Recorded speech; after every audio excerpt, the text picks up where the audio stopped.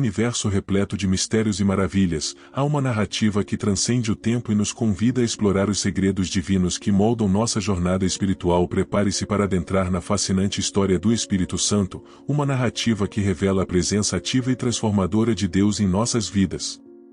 À medida que desvendamos os episódios extraordinários e as manifestações divinas, permita-se mergulhar nesta história envolvente que desafia, inspira e convida cada coração a ansiar por uma comunhão mais profunda com o Deus que opera em nós e através de nós.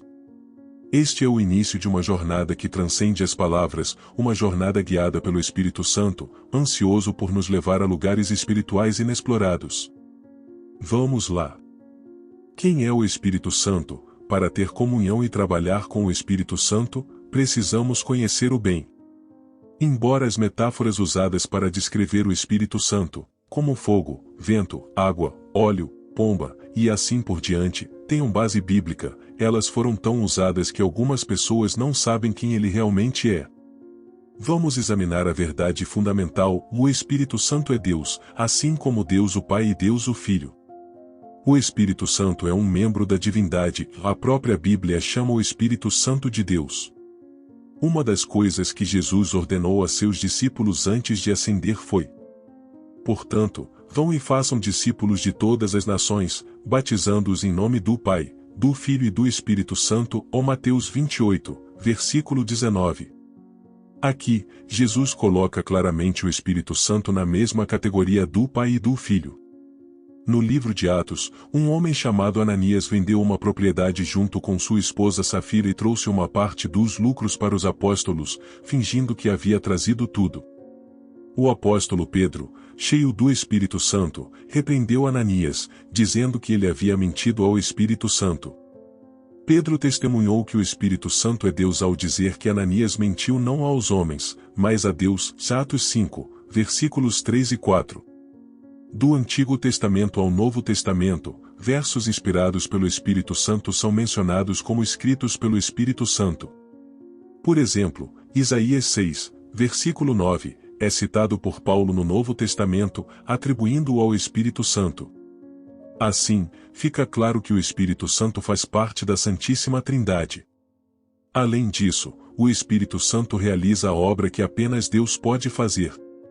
Ele criou os céus e a terra pela vontade de Deus, Gênesis 1, versículo 2. Ressuscitou os mortos e é o poder pela ressurreição dos mortos, Romanos 1, versículo 4. Faz as pessoas nascerem de novo, João 3, versículos 5 a 7, e convence o mundo do pecado, da justiça e do juízo, João 16, versículo 8. Ele também expulsa demônios pelo Espírito de Deus, Mateus 12, versículo 28. O Espírito Santo possui todos os atributos de Deus, sendo eterno, onisciente, onipotente e onipresente, Hebreus 9, versículo 14. Ele é majestoso, santo e glorioso, assim como o Pai e o Filho. A natureza pessoal do Espírito Santo é crucial para nosso relacionamento com Ele. Ele é uma pessoa divina, capaz de entender nossos problemas e ajudar-nos. Diferentemente de objetos inanimados, o Espírito Santo tem personalidade, e podemos buscar sua ajuda. A Bíblia destaca a importância da personalidade do Espírito Santo.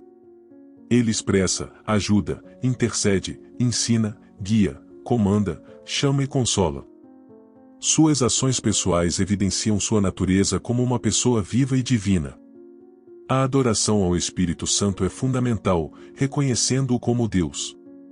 Ele é uma pessoa com conhecimento, emoções e vontade própria.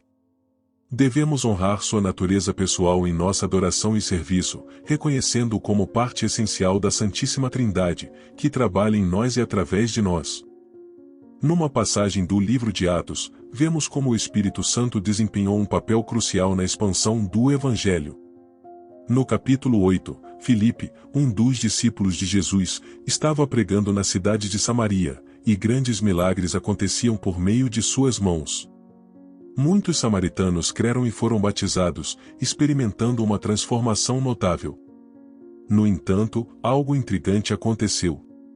Embora Filipe tivesse ministrado com poder e houvesse uma resposta positiva, o Espírito Santo ainda não havia descido sobre os novos crentes. Os apóstolos Pedro e João, ao ouvirem falar desse evento, foram até Samaria.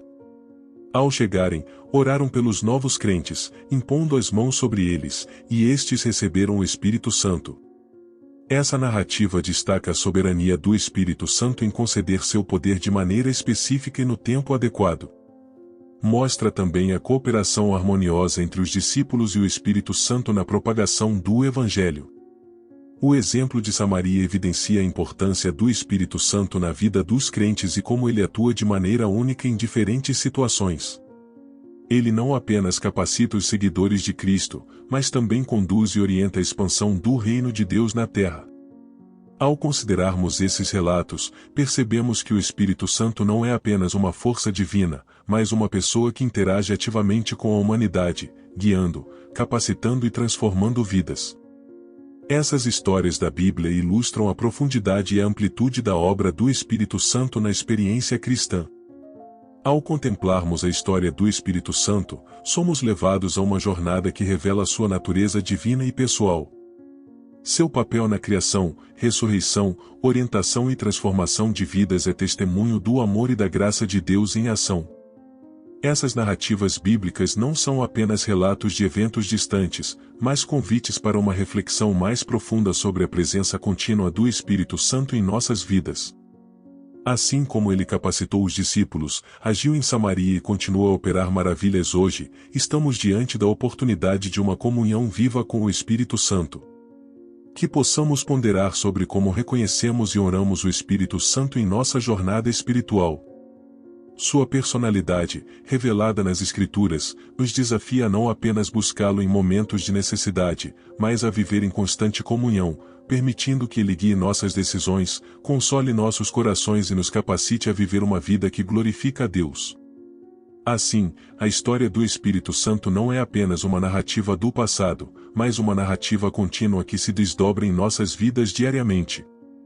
Que possamos permanecer atentos à sua presença, dispostos a aprender, crescer e ser transformados por esse Deus que opera de maneiras extraordinárias e íntimas. Que a reflexão sobre essa história inspire um renovado anseio por uma comunhão mais profunda e consciente com o Espírito Santo em nossas jornadas espirituais.